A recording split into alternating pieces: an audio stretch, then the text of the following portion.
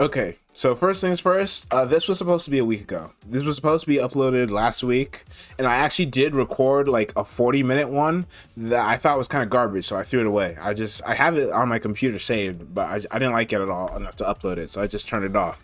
So what we're going to be doing here today is that we're going to be doing what I said I'd do last week, and we're going to be yapping about multi-blood anti-airs, all the nuance and stuff about them, me telling you my thoughts on anti-airs in general in multi-blood, and how to improve your anti-air game, and what's so difficult about anti-airing in multi-blood anyway. But first things first, before I talk about any of that, I know I'm shilling a little bit here, but I made a Discord for serious multi-blood talk. Because over the last, I want to say, month or two, LFGNA is become well, less people are playing, more people are talking, and that's fine. It means the community is growing somewhat, but I'm not always in the mood to just open up LGNA and see people talk about whatever anime or whatever is happening. So I just made a serious discussion cord.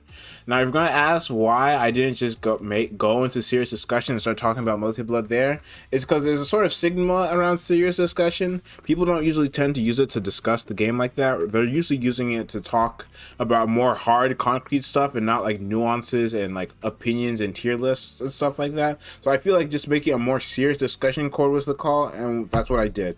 If it ends up dying, it dies, but until it does, I'm just gonna put that out there. If you want to talk about Melty in a more serious, no shit posting, none of that in that cord, you can just, I'll put the link in the description. And again, I am sorry for the delay. This was, I know I made like a Grand Blue Spark video, but that was like very, very, very low effort to make, and I should have just made this instead. But I can't do these every single day. I am really only available to do these on like Mondays and Tuesdays, but that's why I'm doing this now. I knocked it out. I'm knocking it out of the park, and I made like a pretty decent script for it too, as I can show you right here. You can scroll down on my script too. So this one, I promise, it will probably be better than the one that I deleted. So you're not gonna get that comparison, but it'll be better, I promise. And last things before I start, if you notice, there's no VC part of this overlay this time. That's because I'm not doing it in VC. I realize that it's probably just best to lean fully into these as videos that I'm recording, because if I don't know who's going to show up on the VC, there's not really much of a point in just joining a random VC and talking to myself for 40 minutes. While it'd be nice for someone to join so I could bounce off of them, I'm doing these at like 12 p.m. on Tuesdays afternoons. Most people are at work. I work in the early mornings, so I work 5 to 12. So that's why I'm recording these right now. Nobody else is home. Nobody's here to interrupt me, so I can just give you guys my Melty Blood thoughts unimpeded. Now, I'm sorry for the delay. Let's get back into the topic of today's yapping video, which is anti-airing. Okay, so why anti-air? Why talk about this? Okay, I was playing Skeleton in a grand finals for a bracket or something. I know that is very specific, Nick. And I think I said I lost in winners finals 3-2, and I lost in grand finals like a complete sweep 3-0. I think I was just tired at that point, but that's not really a good excuse. I lost pretty badly, and then I think I said right after the set, man, I wish I had more confidence to press the 5D button so I wasn't getting my ass kicked by you being better at jumping in on me than I am at anti-airing. And it kind of made me, like, as I was rewatching that set later, because I did a VOD review on that set that I will be uploading. I think I forgot to upload it to YouTube. If the VOD's not deleted yet, I'm going to upload it to YouTube later today as well with this one. Hopefully it's not deleted. I don't know how long Twitch stores VODs. But when I was looking at it on that stream, I was like, man, Skeleton's, I'm not really choosing my spots well, and I'm not looking at Skeleton's air movement, so he's getting away with a couple of jump-ins that he really shouldn't be. And meanwhile, Skeleton was on top of his games at calling out my jumps. So I just wanted to talk about this more in depth because, well, I'm probably one of the better players of Melty and LFGNA right now. Like, I'm not obviously the best. I'm probably not even top 10. But if I'm struggling with this, how much so that the very strong guides for multi-blood, like JG's movement guide, I think that's unlisted now. So I might as well put a little bit of my energy in trying to discuss why multi-blood anti-airing and air movement is the way it is. And if you've noticed, I have this game opened up in the corner, and I also have the hitbox viewer. I can turn it on to express points, which is probably why this is going to be like an hour and a half long video or something.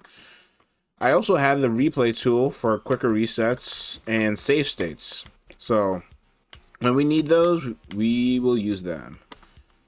I also have, for OST purposes and giving credit, I'm using the Pizza Tower soundtrack because that just got an update with the noise. I have not played as the noise yet, but I do plan on playing on it like later today or tomorrow. So yeah. Now we can finally start. Let me pull up my notepad again and start reading off my more important bullet points. So first things first, why is anti-airing in Melty Blood so hard in the first place? There's a reason that this game sometimes has the reputation of being a floor is lava-esque video game. And that's because if I turn on the hitbox and I take control of F-Row for a second, we're going to see something. The air grounds in this game, or jump-ins as I'm going to be calling them if I remember to call them that, they're just ridiculous. So if we're just recording and we do... So if we pause and just look at row as JC, like look at how disjointed this is, and it's active for forever. That one's like 4 frames, and if I like, bro, just look at this button. It's like, this is not even a top tier character anyway. This is a top class jump in, which is why I'm showing it. It's just so disjointed and so active. While most air grounds in Melty Blood are not that ridiculous, a lot of the jump-ins are. So that's like part of the reason why jump-ins are so stupidly hard to contest. Another reason is that in Melty Blood, unlike in Guilty Gear, Blaze Blue, and most other air dashers, after you use your air dash, you are allowed to double jump. In fact, after you use your air dash, you are allowed to super double jump. And you can also just air dash after a double jump. This gives you so much options in order to diversify your air movement. You can also drift from a neutral jump, which is something that you can't do in most other air dashers. Like after you commit to a J8 in Guilty Gear and Blaze Blue, you can't like move at all. But in Melty Blood, you can drift backwards and forwards. Like there is limitations to the drift. Like once you start drifting a direction, you can't change your drift without J8ing again. But drifting is very strong. Like even on C moons and H moons especially, they have dodge, and while dodge isn't exactly super strong, due to the fact that you can combine it with all these air options, you can just really diversify your air movement and make it really hard to catch you in the air. Now another reason why anti-airing is hard in Melty Blood is, this is the more important part, most characters just don't have good anti-airs. Like if we look at Tono, his 5A is not suited to be an anti-air at all. His 2A is still negatively disjointed, but it's slightly better. It's just, I think it's like very barely any taller than his JA. Then there's 5B. 5B is probably what they intended to be his anti-air, because like most of the 5B or 2B anti-airs that they intend to be anti-airs, they give it clash. However, you're going to notice that, I'm pretty sure you can see my mouse, he's still extending green above the clash, so it's still going to get hit by most air to grounds.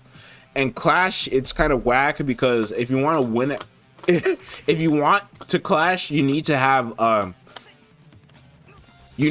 lower priority, which means that your opponent has to have been the last person to hit you. However, if you want to trade, what needs to happen is that you need to have been the last one to hit them, which is confusing, and it's hard to be very consistent with these clashes. Same with 6B. Like if we slow it down real quick, he's standing like this, he has a little bit of a clash box. He still has a clash box in a different direction, but look at this hitbox. It's so low to the ground, and there's so much startup, and like it's not gonna help you versus something as ridiculous as JC. Like if I record a dummy and I just we just do that and try to, it's gonna, yeah. I have to preempt it. I have to preempt. And even if I do preempt, it's not hitting him. See? Like if I try 5B, I'm just gonna lose always because of the whole, you know, disjointed at the top part. I'd have to space it, and even then, I'm more than likely to just get a clash than to actually hit him. So that's why anti-airing in Melty Blood is just so difficult. Like F-Row is the extreme example, which is why I pulled them up.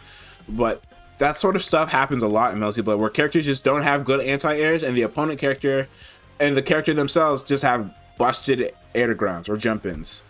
So this is where shield comes in, and that's why people tend to believe that shield is the primary anti-air in Melty Blood.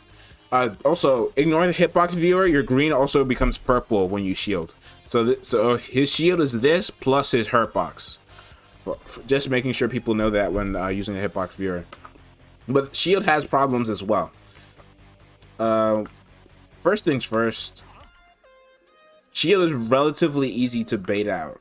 If you have like a jump, assuming your opponent is an F or H moon, if you have a jump, you can always just up back on reaction on opponent shielding or shield countering your thing. So I'm just going to set a dummy to, like, if you were hit it, you'd be able to hit confirm it and stuff. Yeah. Yeah. Like, if I was an F moon right here, my shield counter would be blocked. Tono is a C moon, which gives most C moons an advantage when it comes to anti-airing, because when they EX shield, they get access to being able to EX punish them. However, the way it works is that you don't get a guaranteed punish unless you have a 4-frame button. Tono does not have a 4-frame button. However, he does have a DP. So you might think, okay, the characters with a DP will surely be able to anti-air something like this relatively easily, right? However, remember what I said earlier about characters having a lot of air options? Something that would be very easy for Roa to do here is to like jump and then block, feinting that he's going to JC, and then fade back with JA. So if I was trying to, yeah, I'd be minus, and he'd be able to punish me if I try to do that. So we just disengage. If I tried to shield, yeah, I could hold the shield hoping he hits into it, but what's more than likely going to happen is I'm going to get counter hit if I'm fishing for EX shield. Another thing to note is that because characters can air cancel their moves on hit and to jump, stuff that isn't like 4-frame DPs even tend to lose to shield DP. Like jump-ins tend to beat shield DP on C-Tono specifically because his DP is frame 5, so that means characters are usually capable of doing something like this. Yep, and see, even versus EX shield, even if I buffer it, he's always going to be able to block. As long as he has a double jump, anti-airing him with shield is pretty much not feasible because there's just too many ways he can mix me up. So shield, like I said in my notepad, shield is easily baitable for most of the casts, and since characters also have in Melty Blood, they have air reposition specials, stuff like dive kicks, stuff like let me give my character infinite meter so I could showcase it. I probably should have done that. This move, like, bro, how do you anti-air this move? You see it, you gotta respect it. Like, there's a lot of moves in this game, like Coma dive kick, Nania dive kick, Wark and H-Arc teleport. There's too much stuff that characters can do in the air for you to be able to consistently anti-air all of it. It's just not feasible. So then, if that's the case, why am I saying that the game isn't a floor is lava game? Why is that statement untrue if there's just so much BS in the air? Okay, first things first is that at the end of the day, you have less options in the air than you do on the ground. Like on the ground, you can walk, you have access to all your ground normals, you have access to all your air normals pretty much at a 3-frame delay. So like as soon as you jump, you can buffer a normal, and yeah. But frankly, the most important ones is just walking and backdashing, like movement. You can micro walk. Well, not really micro walk, but you can reposition yourself very, very well on the ground, but you can't really reposition yourself in the air. Like this movement that is taking me like almost 2 seconds to complete in the air is super easy on the ground. and much lower commit too. Also, when it comes to repositioning, like I said earlier, drift is one of the cool tools about that Melty Blood has that allow you to reposition in the air, but you're locked into a direction when drifting until you neutral jump again, which burns air options. So while it's cool that you could do this to bait someone into trying to like over aggress, like let's say you jump drift like this, so you're trying to bait someone into thinking you're gonna do this. So you just air drift like this, and then you jump drift back, and you maybe like fall with a button, or you like just J7 back and fall with a button, or maybe you air dash back and fall with the button. You can do a lot of stuff like that in the air. That's pretty cool. But you wanna know what's also cool? You can just walk forward. You can bait. You can pretend that you're gonna go for a jump, walk forward, or maybe like dash forward, pretend you're gonna go for a jump, and just cut your dash short with like a 5 JA if you're dashing. But if you're walking, you don't even have to cut it short and just go back. It's just so much low commit to do stuff on the ground, even though you have so many options in the air, because you just have way more on the ground. Also, the reward for anti-airing in Melty Blood, when you do get it, is pretty huge. I'm not going to be able to show like a hyper optimized option in as Tono, because I don't really play Tono as a character. I'm just using him because he has most of the tools that I need to showcase stuff without going to character select screen over and over again. But when you do get a counter hit on someone in Melty Blood in the air, they get advanced counter hit stun. They are not able to attack until they hit the ground, which usually means most characters can set themselves up for like cool combos. Like usually if you get like a JC, they get knocked upwards a bit too, which makes it even easier for you to confirm into something that's cool. Like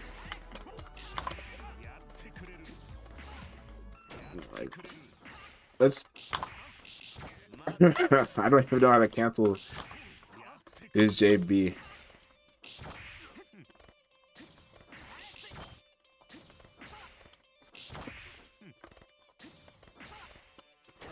Anyway, the point is that you can just get a lot of damage. Maybe I'll just, since I'm recording this, maybe I will edit this. No, I'm not gonna edit it. But like, if H-Kkohaku was to hit you with like JB and you're in the air getting air counter hit, you'd be eating 5k.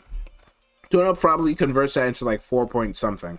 I don't know the optimal combos. I can't do them. But the idea is that if you do get anti-aired in Melty Blood, you usually either get huge.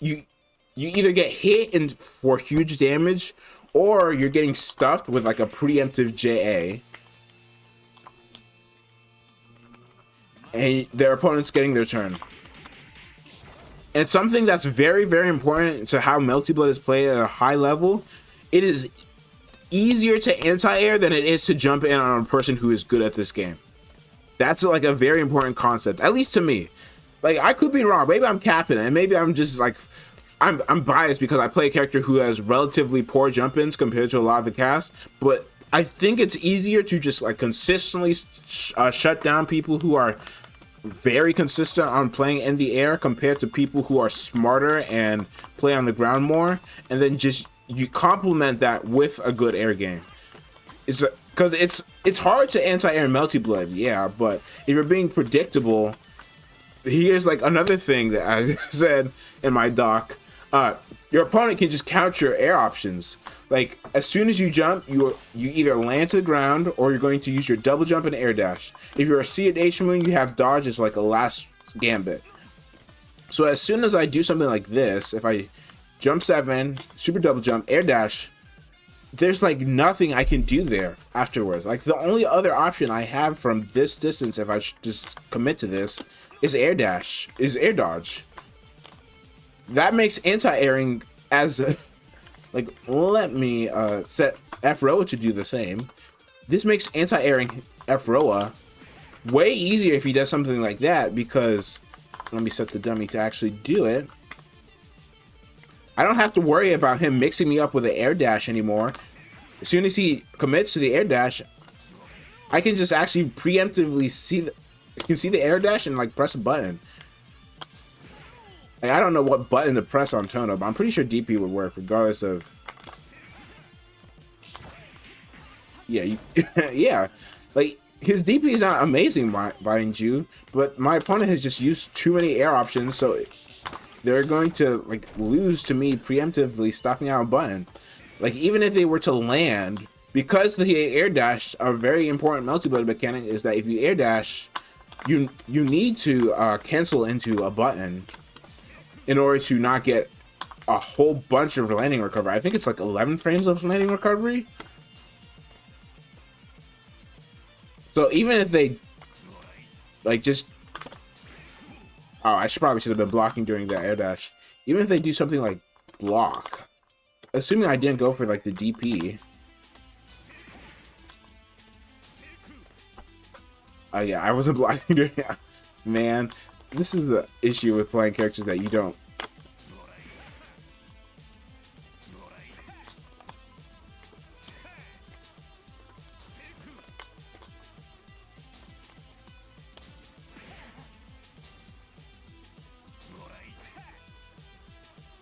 Okay, I will get this down. I'll get a decent recording down of what I want to show. Okay. Wait, assuming I did that. If I don't think they're gonna press a button, I can just walk back out of the range of the button. Like, let's set dummy 3. I think dummy 3 was a cleaner dummy. Yeah, it was a cleaner, far cleaner dummy. 2 was too.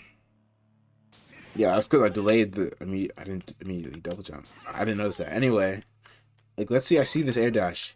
He can't air dash at me forever, so that means I get to pin his landing with 2C, as long as I time it right. Yep. So it's easier to anti-air once you're counting your opponent's air options, because like as soon as I see that double jump, I know I just have to fish and prevent him from gaining space with an air dash, and I'm golden. Like if I clip the beginning of his air dash in which he can't block, or if I just counter hit him like that, I get a full combo. So that's important about multi-blood, because some players who are new, or some of the people who are like good now, they don't pay attention to people's air options and let that inform how they anti-air, because like it's a lot more difficult to like, it sounds paradoxical, but sometimes simpler really is better. It's a lot harder to anti-air this than it is to anti-air something like this. Like, yeah, if I'm right here, that's easier to anti-air than just this, because there's just so much ambiguity with this. However, there's no ambiguity with this. Like as soon as you air dash, you have to commit to something if you don't want the ground landing lag. Like, you have to commit to something here, and the odds that you're just gonna land on the ground with a C-Moon landing recovery are small. So you're probably pressing a button, and even if you don't, you have no other way to chase me if I was to disengage by walking backwards, if I was to do something like this. So this is usually just better. It's why when people are like locking people in the corner, you usually see a lot of drifting, and you see a lot of preemptive JCs, like stuff like this. Like either super early or like slightly later, so it hits on the way down. Or you see stuff like this.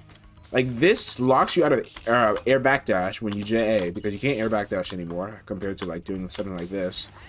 But you get to cover preemptive jumps, and then you have options with air dash to obfuscate your timing.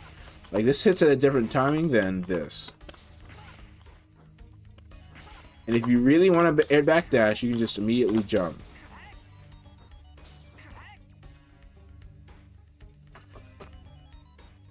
So how do you strengthen your anti-air Melty Blood if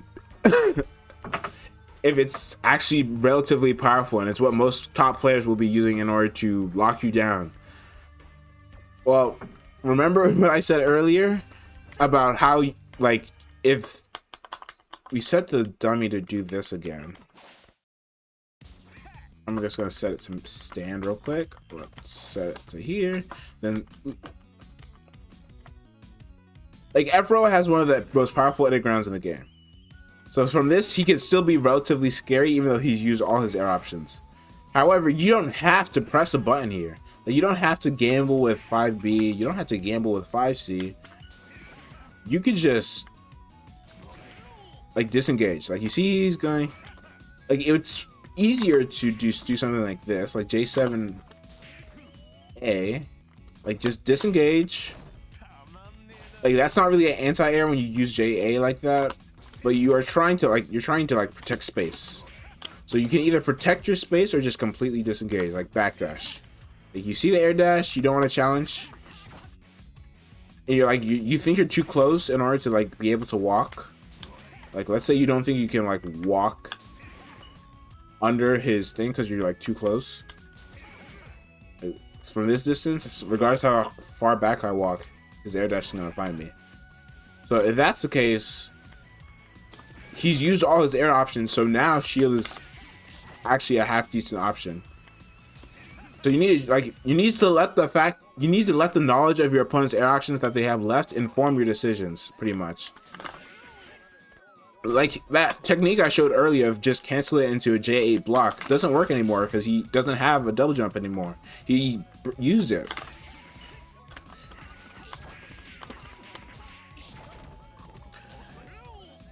You can also just like nines, like if you see him, like you just like jump over him and go back to neutral if you believe that will work. Or you could just cover space with J. That was a pretty bad example, but the idea still stands. You don't always have to anti-air your opponents in the air. Sometimes it's okay to just block or to just backdash out of the way, and like backdashing versus people in the air is generally not good because stuff like that can happen. But when they use all their air options, it can be a not bad decision if you just don't want them to start the pressure and you want to like mess with them. Again, everything in moderation, even the bad stuff. Another thing is that because you're on the ground in an anti-air situation, you always have the repositional factor. Like look at how far I can reposition in either direction just by walking while he's setting up this kamikaze at me. And if I include dashing, I can like almost dash under him. Yeah. Because I could be like pretty much anywhere on the ground while he's in the air right now at that distance, I can pick my spot. Like if I believe he's going to air dash at me, I could be like that. If he's like playing a character like Kohaku, who can delay when she presses her button from her air dash like really far, I can stand out super far out here, because that means if he wants to hit me, he has to dash the full way, which will be easier to call out with a shield anti-air or just beat with a regular DP anti-air.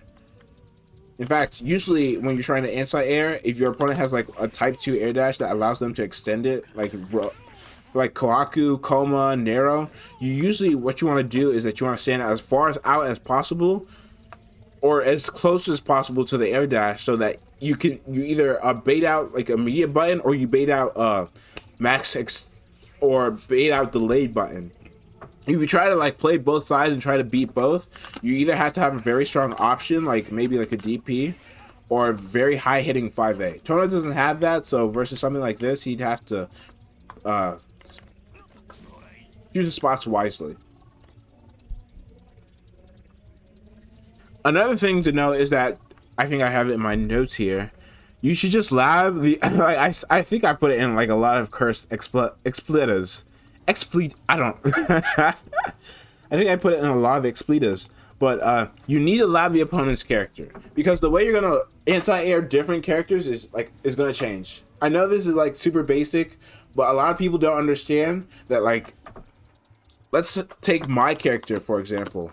My character, she has let's play C Tona as the defender, because he's a C Moon with all the tools.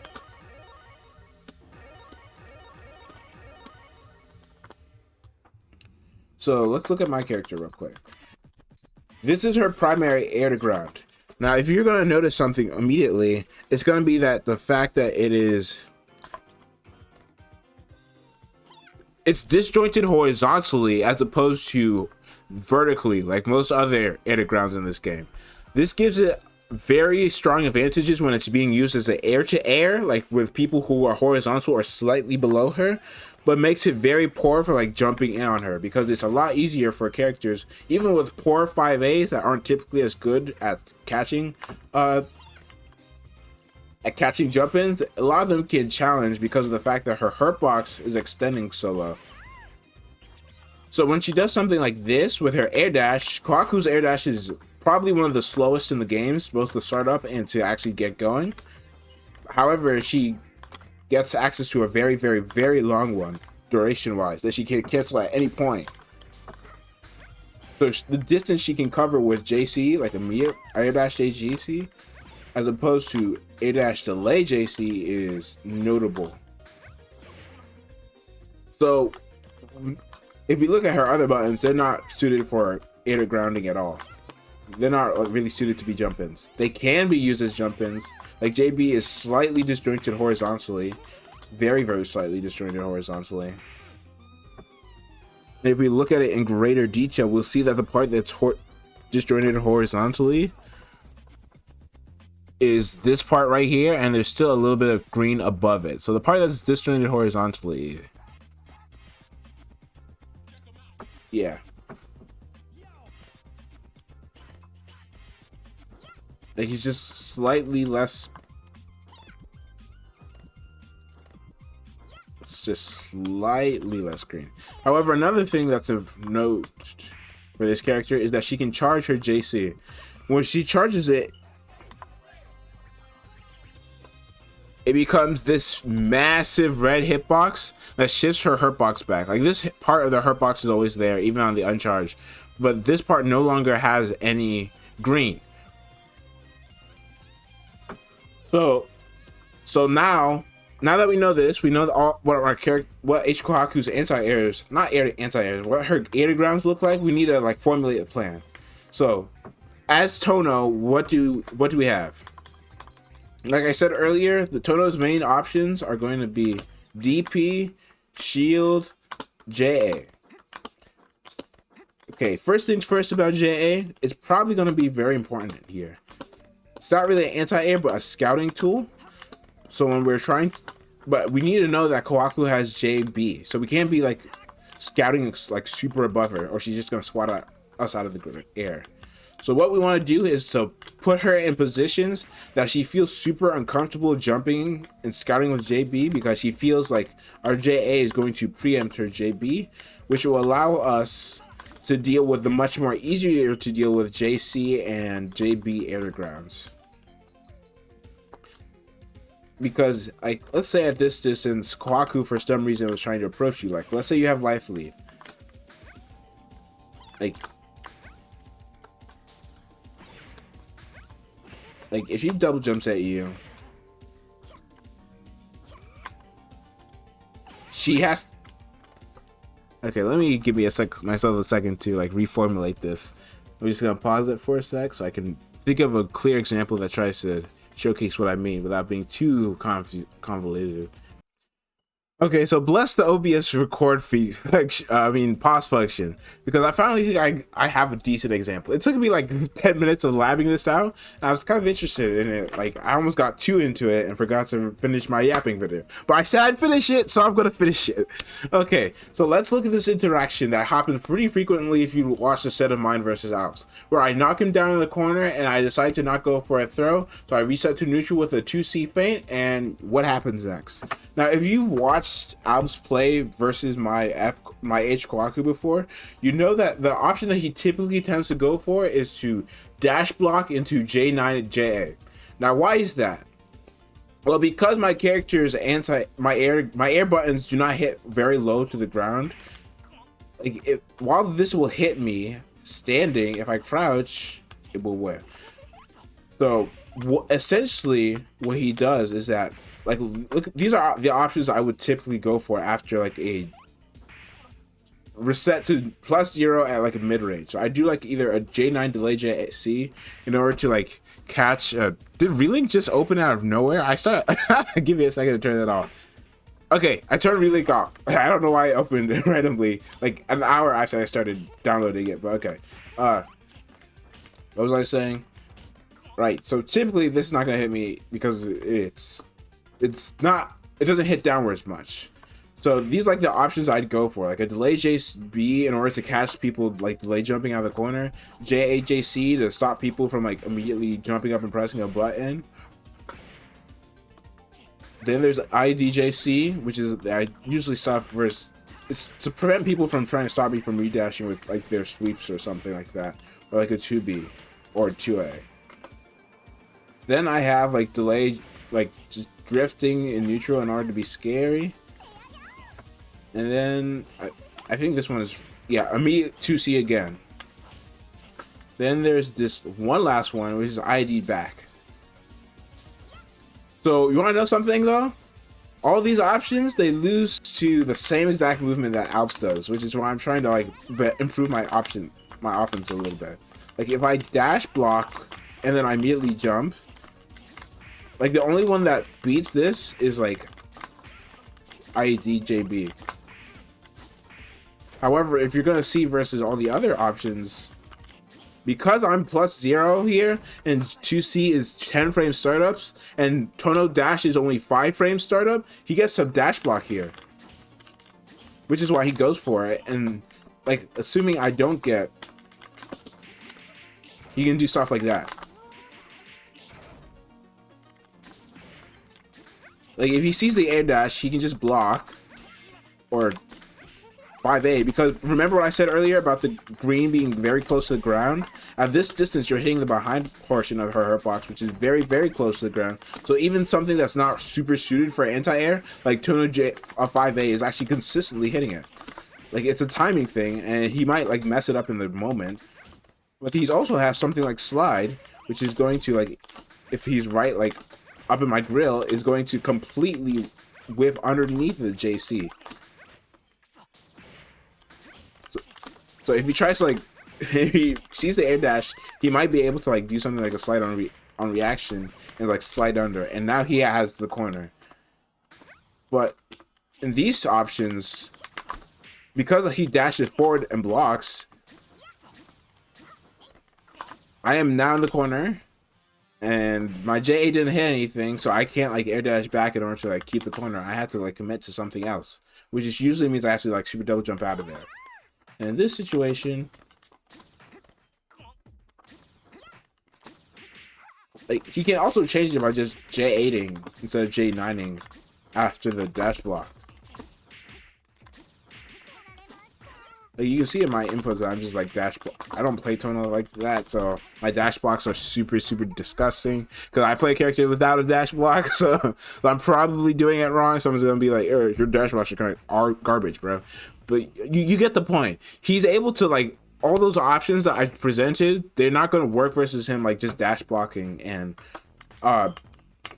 delaying a J8 because my character specifically doesn't have a very good air to ground jump in that's like not horizontal, that's vertical. I have to be more wary of stuff like this. Like versus characters with good dash blocks, they can start like, since dashes in this game, if you didn't know, let me put on the hitboxes for a second. They move you closer to the ground than standing.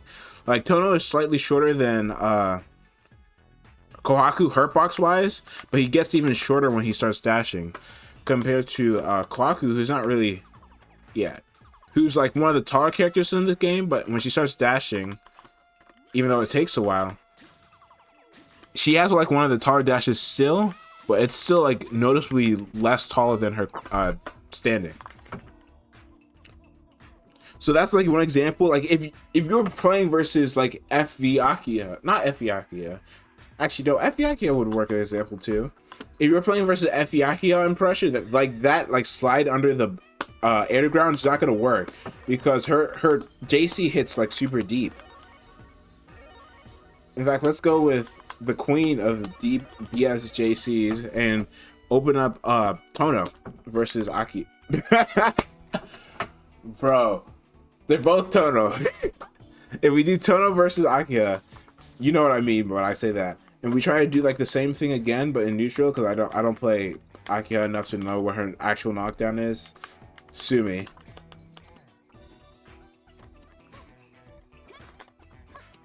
We just do a Jace. Like, yeah, is this it? Yeah, okay, this hits.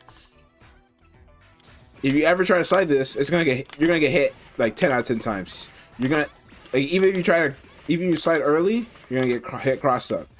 Unless you like slide super duper early, like even before they press the move. But that's like a positional thing then. If you like try to slide underneath, you're always gonna get hit. So you need a different option to this. Usually the option people go for, because this is also one of those best in class jump ins, is shield. Like they wait until the H-Kkohaku has used enough air options that shielding becomes a gamble that's in their favor. Which is what I was saying earlier about how you have to watch your opponent's air options so you can take smarter guesses that will end up benefiting you more over the course of a set. Let me open the notepad again and make sure I'm not, because I'm pretty sure I still had stuff to do. Alright, another thing about anti-airing is that you don't have to directly challenge the button itself in the air. I think I showed like a single example of this almost like 30 minutes ago, but I think I showed an example of 2C'ing him after he tried to air dash at me with a button. It's not exactly a good example versus F moons, because of F moons having the only neutral frame which to pin them, compared to C and H moons having 3 frames at which you can pin their landings. But it's still a really important thing to know that in Melty Blood, as soon as you hit the ground, you are guaranteed 1 frame of recovery plus 2 frames of recovery if you are a C or H moon. Which means that a very, very popular strategy is that people will simply just walk out of range of your air buttons after you use a certain amount of air options, and they'll position themselves where they can hit you with a 2C as soon as you hit the ground. This pinning strategy works better versus characters like H-Kkohaku and characters like Tono, whose primary air grounds anyway aren't like negatively disjointed F-ton downwards. Like C-Tonos is disjointed downwards, but it's not as disjointed downwards as some of the more egregious characters, or the characters that just don't hit downward, deep downwards, like H-Kkohaku does with this BS button. Oh wait, I don't have it.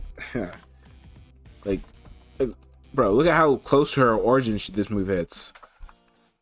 Like, if you don't know, this small little blue line is the origin of each character. Once that hits the floor, quote unquote, they immediately transition into standing and get landing recovery. Like, look how close to that hits. You are not like you're not low profiling this, nor are you getting around it. So characters who tend to pin, who are like trying to pin you when you hit the ground, they're usually doing that versus characters with poorer vertical anti-airs than characters like H-Kkohaku. However, even versus characters like H-Kkohaku, like if you want like a good example of people pinning people on a character, J-Bell is the GOAT at this. If you ever watch a set with J-Bell, it will surprise you, as if you're like studying it, how often this guy gets pinned versus BS characters like Nero. I did not know you could pin Nero. I play Kohaku. Technically, my job in that matchup is to pin Nero with 2C, but he makes that super hard. Like, Web's good, and most of the Neros that aren't good are at least good enough to not be like completely stupid and fall for positions where 2C will just automatically beat them. But J-Bell plays Miyako, and Miyako's range is like garbage, and he pins people like hella consistently. Like, if you watch his VOD versus Luther, who is now known as wait, what does Luther go by again? Bro, am I stupid? I forgot. I starts with a T. I know it starts with a T, and I forgot. I feel bad now. Shit, I forgot what Luther's no, it's Tsunami.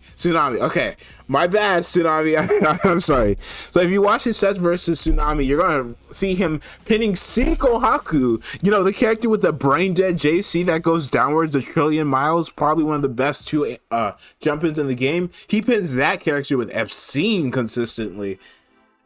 And he doesn't even have like a broken crash move to dissuade you from like jumping on him like a dumbass. He's just good at pinning people. Like, if you want to learn how to pin people in Melty Blood, you need to study J-Bell odds. He's like the king of it.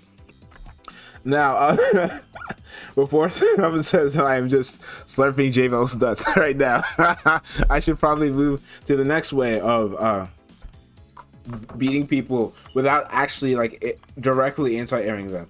Pinning them is the most consistent way, but that's difficult. Again, you need to study people and their like habits in order to get consistent at pinning. So instead of doing that, another way you could do is like you could just skip the step of like good positioning and flat out call out what they're going to do after they jump into the air. Like I said earlier, every time a character in Melty Blood hits the ground, they are given a frame of recovery, and if they aren't F-Moon, there are additional 2 frames of recovery.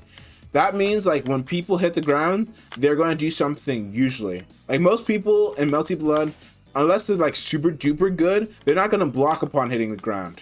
Like this is what you're supposed to do. This is a safe thing to do. And if you're doing this consistently, you're smart because you're taking note of what your opponent is doing. And if they're failing to pin you, and you're allowing yourself to, you're gaining data pretty much that allows you to make smarter decisions in the future. Most people now with GNA, they're not doing that. They're gonna do something on the like me personally. My bad habit is like when I jump like this, I immediately jump in the air again. And usually what I do is I jump in a way like I J7. Like if I J9 at you or super jump or something at you and I land, I immediately hit J7. Either that or I like press the 2A. This is why I was talking about earlier, like very beginning of this yapping, when Skeleton was beating me, when I was watching over the VODs, a very consistent thing that would happen is that I would jump, I would realize I wasn't going to hit him, and I would probably get anti-aired because of my negatively disjointed downward button, and I wouldn't press anything. And my idea was I was going to land and then press 2B, but 2B was too slow, and Skeleton knew that I was pressing something that was too slow, so he was able to like dash up and hit buttons in my face. Again, it's super important to take note of what your opponent is doing in a fighting game. Duh, it's like you're playing against an actual person, not like a dummy. So it sounds simple when you put it like that, but it's really hard to implement properly and wisely. Like Skeleton is probably, if I say J-Bell is a king of pinning, Skeleton is like really good at catching people who do stupid stuff when they land on the ground again. Like the only people who get away with stupid jumps versus Skeleton are like F-Moon players, and even then he's like surprisingly good at getting them to stay in place and then either beating them by grappling them to death with his H-Kkohaku or just locking them down in place with his C-War. He's just really good at that. So I think that's it for what I have to say about anti-airing in Melty Blood. Man, I think I went into like a couple of tangents. Hopefully this is better. Like I want these to be of decent quality. I know I could probably like talk for another hour about this, but I feel like I don't have enough that is like worth saying about this topic right now to like continue warranting yapping about it a little more. I feel like for the next time I do one of these, I do ideally want to get people in a VC together where we can talk about Melty topics, because that seems like it seems like it would be really fun. Frankly, I want to do that with y'all, but my schedule is so effed up. I'm very sorry about that, guys. I'm sorry that it's taking a whole year, not a whole year, man. Imagine if it was just a whole year. I'm sorry it took a whole ass week to deliver on this. It's like I guess it is like me contributing to the community still, but it feels sort of lazy. Like my production quality is awful. I'm barely gonna edit this. I'm learning how to edit, but I'm not gonna edit this video specifically. But like, I'm sorry, guys. Next week, or maybe actually I have Friday off. No, I can't do it Friday mornings. My parents are home. Maybe Thursday afternoon, if I get the chance, I'll try to yap about something else Melty Blood related. Or maybe I just do like VOD review of my own VODs or someone else's VODs on Thursday and do that instead of yapping. Because it's easier to VOD review because it's just at least a constant topic to be yapping about compared to like these yapping videos where like I write an essay in a whole tab and then I try to not talk about it too fast but also be consistent about what I'm talking about so it's not like hilariously annoying to sift through. But thank you guys for like the last yapping video did like what? 200, not 200 likes. I think it was like 170. I was not expecting it to get over like 50. I thought it was going to get like 50 over the course of like 2 months, and I was happy with that. But then it became like one of the better videos on my channel that wasn't like an ancient Yokai Watch Wibble Wobble VOD, and I was like, wow. Damn, you guys actually were willing to listen to me talk about my main and bitch about her for like almost an hour, and then thank you guys, man. And then when I talked about Grand Blue Fantasy, a gotcha game most of y'all that care about, I also got like 100 views on that. I was like, wow, thank you. That's like 100 whole people listen to me talk about Melty Blood and Grand Blue Fantasy. That's thank you again so much. And I'm just gonna quickly, now that I'm done that final tangent, I'm just gonna review everything that we were talking about in like ideally 5 minutes or less. So first things first. Why is anti-airing in Melty Blood so hard? Characters just have too many air options, and anti-airs in this game generally are just super weak. I think I have a point in my doc that I didn't get to, in which I said characters with strong anti-airs like Koma and Sasuke usually have to trade something for their strong anti-airs. I probably, if I make this like a full video that's like more in depth and more structured, I would have shown an example of Sasuke and Koma not being able to cancel their air normals into other air normals, or not being able to cancel them into jumps. And then there's Nero, who is supposed to have given up his ability to move on the ground in order to anti-air very well, but it doesn't really matter because Nero has the most BS projectiles in the game, so he doesn't give a shit. Then why is it Melty Blood an air neutral game if jump-ins are just so strong? Because the risk of getting air counter hit is strong enough to dissuade people from mindlessly pressing in the air, and it usually makes them a lot more cautious when approaching up in the air. Like, it's safer if you can to approach on the ground, because if you get like a counter hit on the ground by something, most characters just can't confirm off of like full max distance counter hit if you're spacing stuff correctly, if like they catch your green or whatever. However, they can fully confirm off of you jumping at them as an idiot and then getting J counter hit or something like that. It's also that because of the fact you have so many options on the ground, because, you know, regular fighting game BS, and you have access to all of your options on the ground, like all your special moves and stuff, this usually makes it like a lot harder to jump in on people than you would believe, even if you just took like a quick look at the character's buttons and stuff. And then how do you strengthen your anti-air in Melty Blood? You want to anti-air less, and you want to pick your spots better. You want to anti-air consistently when you think you will be able to win, like over like 60% of the time. You don't want to be challenging anytime somebody jumps at you. It's okay to block sometimes, man. You ideally want to reposition yourself if you can, like if there's space or time in order to like move on the ground and position yourself better that way. You want to do that instead. And then you ideally never want to be under your opponents. Like, I think looking at this doc, I'm like, man, I forgot some of my important stuff that I was going to talk about. Like, I had this thing about how you never ever want to be in this position where your opponent is like right over your head, because that's like rule number one of playing JG Melty Blood, where where you're never ever directly underneath your opponent, because too many things can happen to you. Because when they're doing that and they're directly over you, you can get Kimono dashed or something. You can get Kimono dashed. It's easier for them to jump in on you because your options, like if you try to use a special option to anti-air, it's going to be mixed up by your opponent being like directly over you. You want to do something that makes sure you want to prevent yourself from ever being directly under them.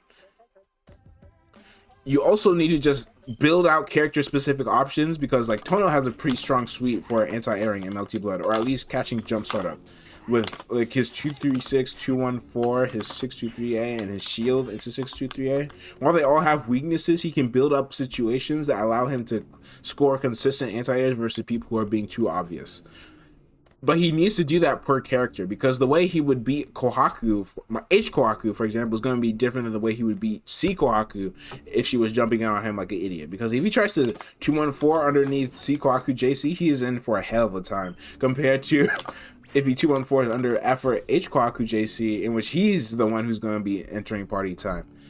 And remember, you can always pin your opponents. Like, again, I need to say it because people don't watch their own VODs, but y'all do watch tournaments, watch J-Bell and Skeleton, and look specifically at how they deal with people who are jumping and what they do to people when they come back to the ground.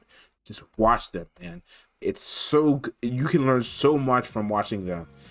Please watch people who are better at you anti-air in Melty Blood. It's hard. This game is hard.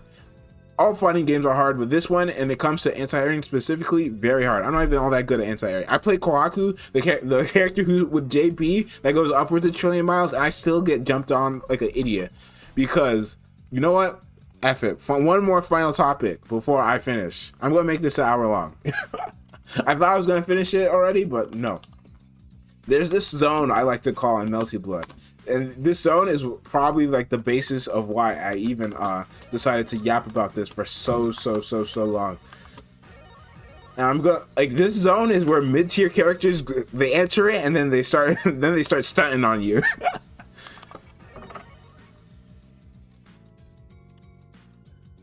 This distance, if the opponent is in the air and all they have done is done neutral jump, it sucks, man. No one wants to be in this position. If you play a good character, if you play a bad character, and if your opponent's smart and they're in this positioning, bro, it sucks. Because they have so many options. Like, they're in the distance where JC, air dash button will...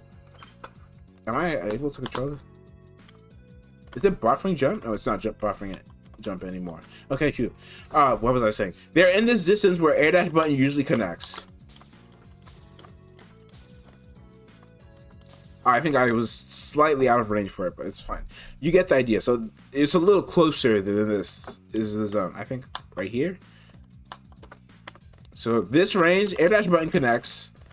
They can like J7 button to change up their timing.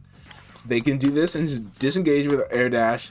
There's so many options in this zone, and like if you try to like anti-air or something, and they like JC or something, what usually ends up happening is you end up sticking green into their red. Like if you like H-Kkohaku 5B in this scenario, I don't get a combo here. Oh shoot, I effed up the dummy, man.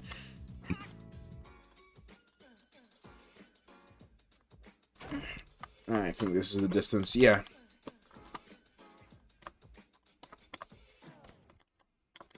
Like if they just hit the button preemptively here at this distance, you don't get a combo. And usually what happens is that, like, assuming that they don't trade, they just flat out win. Which sucks even worse, because then you were trying to anti-air them, and then you get stunned on, and then you're gonna eat like a combo into the corner, and it's like, man, why am I not playing like a C-mood? And then C-moods hate it too, because you shield's not gonna hit them if they just do something like that, and now you're in disadvantage, and they get to run up and pull up on you. But if you try to do something like JA, they're falling with a button, and then they have just they just can do too much stuff from that distance. You don't want to mess with characters at that distance who are pressing buttons. And it's like whoever person is in the air first in this range, they get to play a party game, and it becomes your responsibility as the defender to know how to deal with it. Like there's ways to deal with people who are entering this zone consistently and like stunning on you, but they're hard, man. You need good positioning.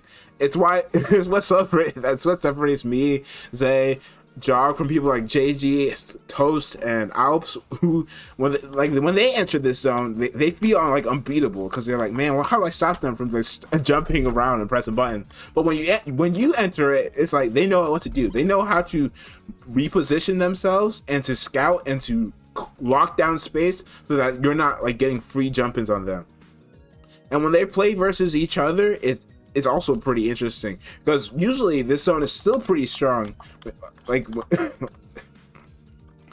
let's set us like this zone is still pretty strong as like even versus in top tier and high tier play, when people are entering this distance around each other, it's still strong. But it's not as strong because people like both players know what can happen. They know the interactions and they know how the opponent's character is going to try to beat them and try to anti-air them or whatever, which is why you usually see like stupid stuff resurface again at high level play, because both players know that the person in the air right here is kind of scary. So like sometimes they just flat out disengage with like backdash or whatever, or they just like dash under or something, or like dash block. But this zone is interesting. I could probably talk about like 20 minutes of just that spacing alone when it comes to Melty Blood. but it's been an hour, and I do want to kind of stop this soon. I finally did it. I'm sorry for this taking forever, and thank you for those of you who are who watch this. I don't think this one's going to be as well received as the Kohaku one, but thank you. That's it.